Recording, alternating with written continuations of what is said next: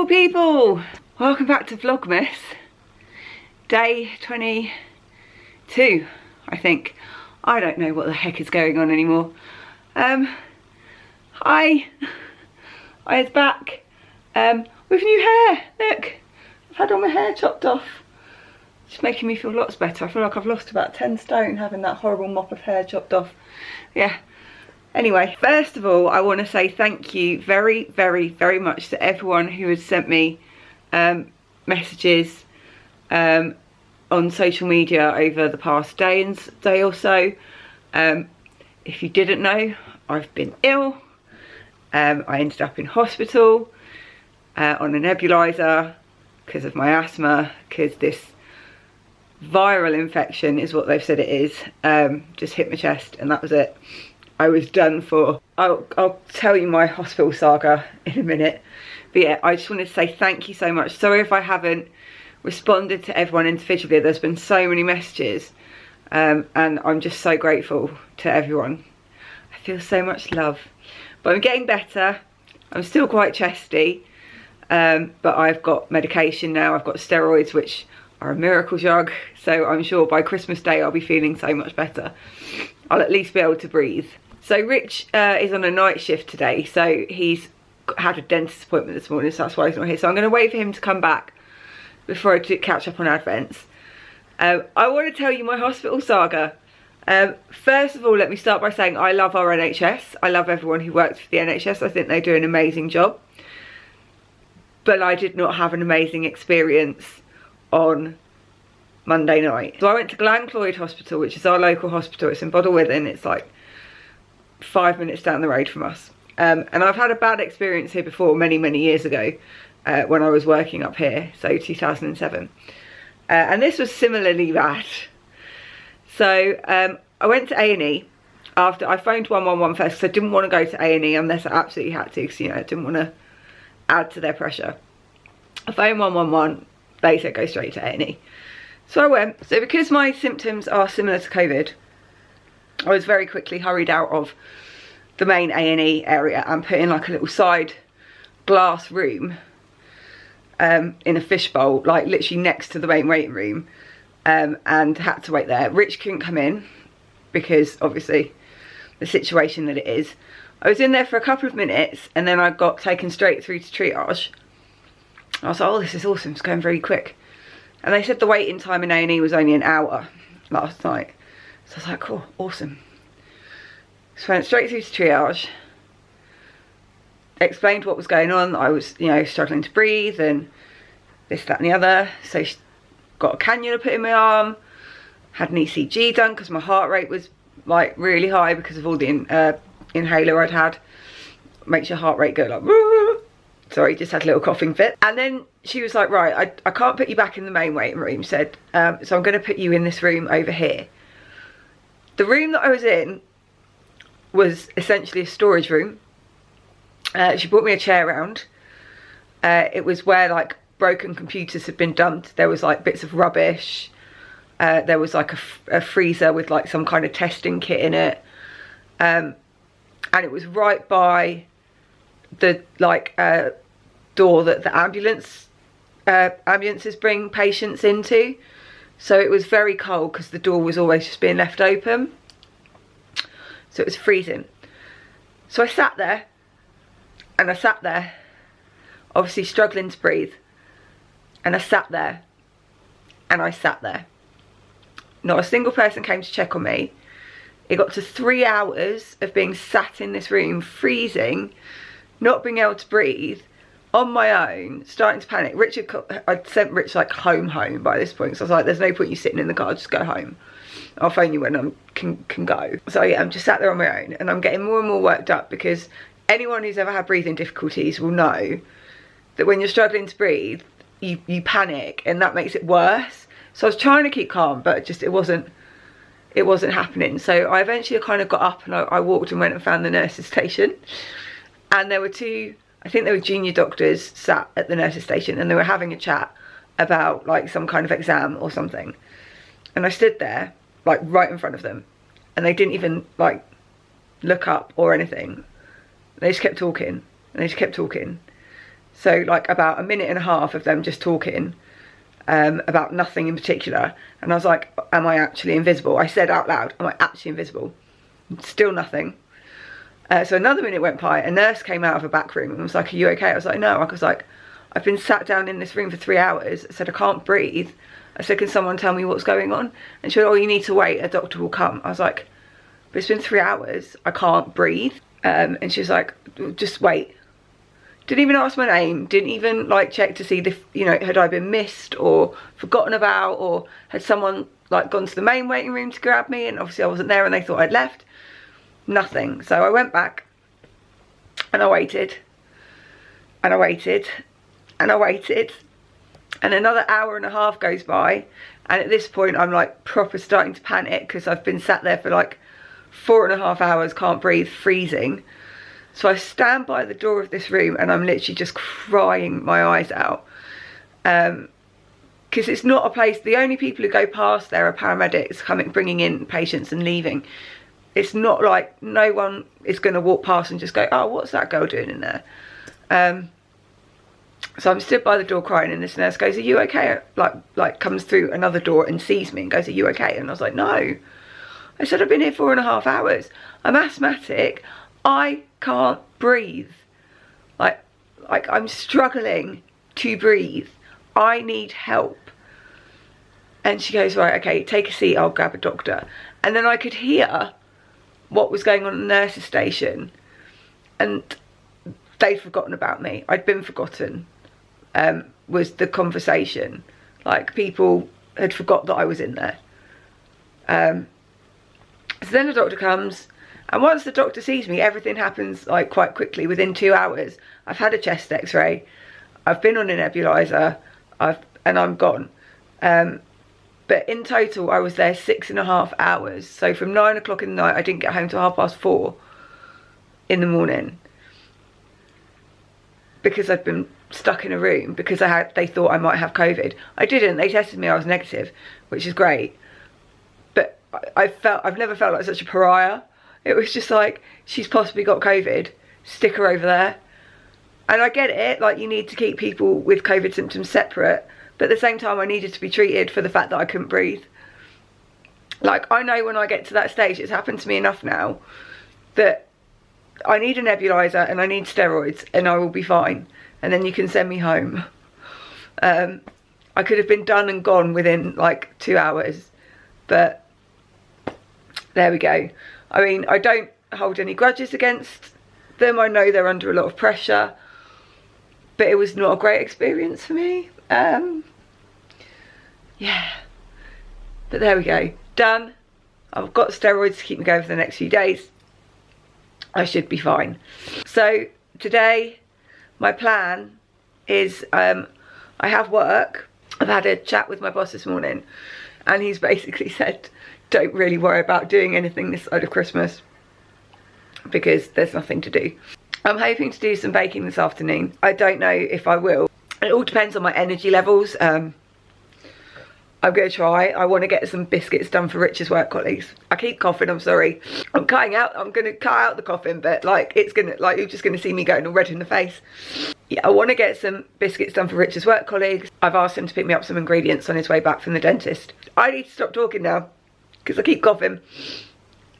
So, hopefully there will be stuff going on today, and I'll catch you up later. Look who it is. We're both so dead. Let's do some advents now that Richard's back. Do you want to do Harry Potter or should I do Harry Potter? Yeah, we've got to because I didn't open them yesterday. A table with pumpkins and bread, so a feast. Oh, I'm guessing, yeah, it's the welcome feast at Hogwarts. We've obviously made it to Hogwarts now. Oh, that looks like Draco. Right, so missed yesterday, didn't we? So 21. We've got another spare one. Got loads of spare ones. We have 3 spare ones. I know. 4 ones in this package. I know, they give like 2 in each one. So I have a coin, and Rich has an eclair, and then 22.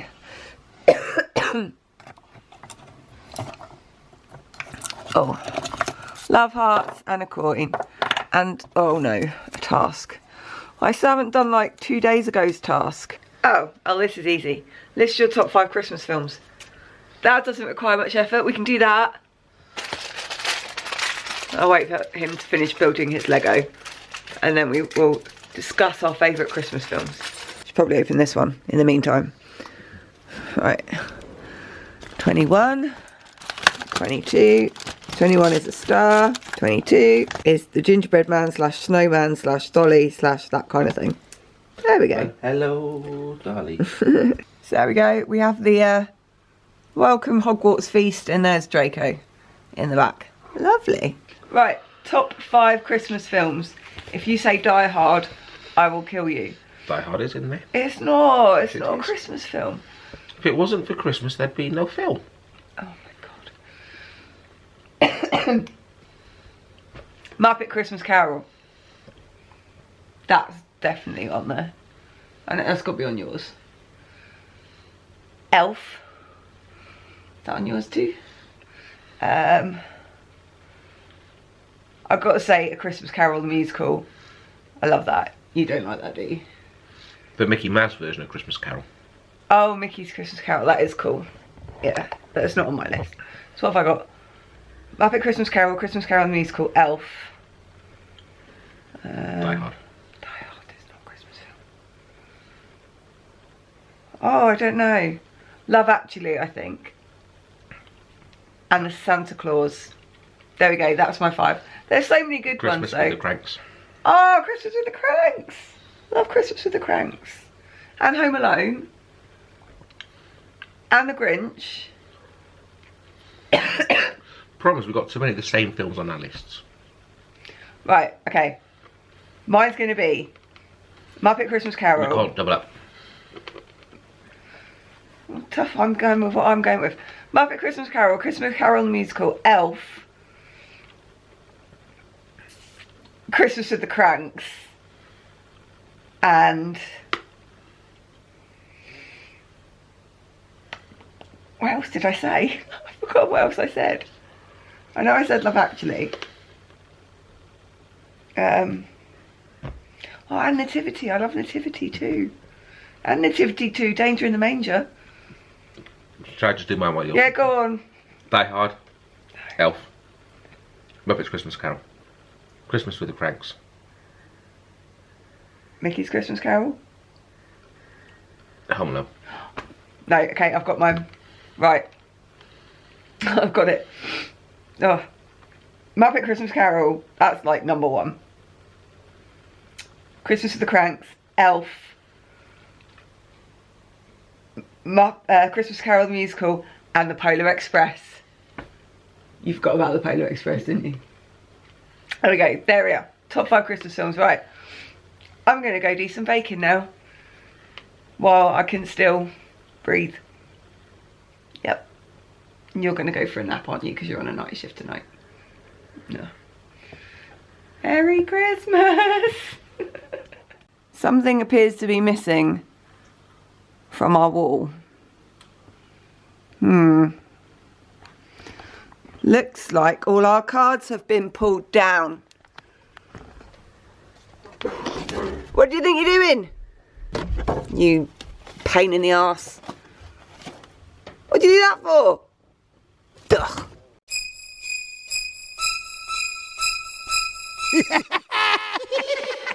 So my plan is to make Lebkuchen today, which is, I don't know if I'm saying that right. It's a traditional German Christmas cookie.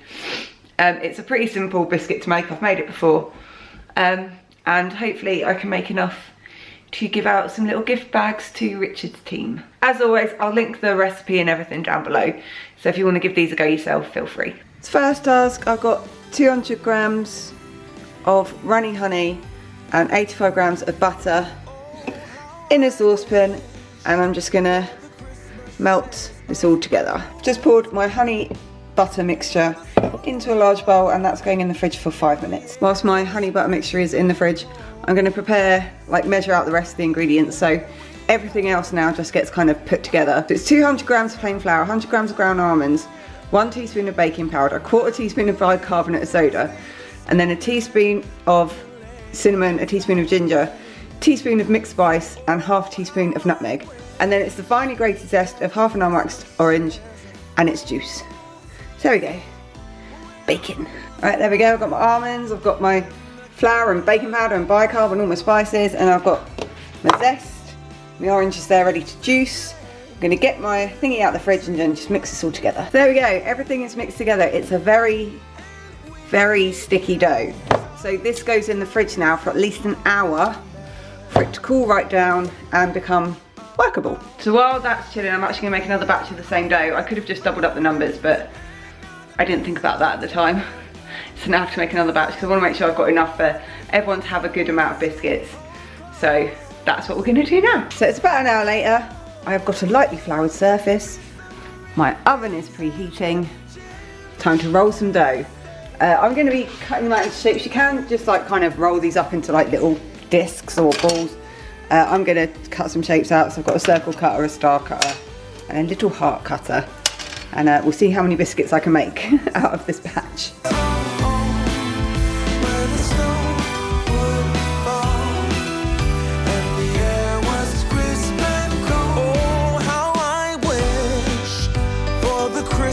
Of old, when all was right and the candlelight would glow, where we used to play in the wintry wonderland. There we go, first lot of biscuits. I've still got some dough left as well. I'm going to chuck these in the oven, I think for about 6 to 8 minutes. Let me just double check the recipe. It says 15 minutes, but these are quite small cookies. So I'm gonna go for 8 and then just check on them. So there we go, first batch of Lebkuchen are baked. They're just on a cooling rack. I ended up baking them for about 11, 12 minutes in the end. And I think that's given them quite a nice colour. So I've got another load of dough to roll out and get baked. And then I probably will leave these for the rest of the day, and I will come back tomorrow and ice and glaze them. I'm going to do a couple because I was just making some more hot chocolate bombs for one of Rich's friends that was requested. So I've got some chocolate left over. So I might coat some of them in some milk chocolate while I've got some ready rather than wasting it. But for the most part, they're going to get iced tomorrow. So there we go. I have dipped some of my Lebkuchen in milk chocolate. You can use any chocolate, milk, white, dark, whatever you like. But just because I had some milk chocolate melted already, I figured I'd just dunk some in there. So there we go. I've got some more ready to bake. In total, those 2 batches of dough have made me 138 biscuits, which should hopefully be enough to give a reasonable amount to each of Rich's team at work. I'm actually going to call it a day here because I am cream crackered, and I'm going to ice the biscuits in the morning anyway, so I'll show you that. I just wanted to use the chocolate, didn't want to waste it. So, and I now need to make dinner for Rich before he goes to work. So, yeah. Thank you very much for watching, guys. Again, thank you so much for all the love on social media for me for the past couple of days. Hopefully, all being well, I will see you tomorrow. Have a magical day. Bye.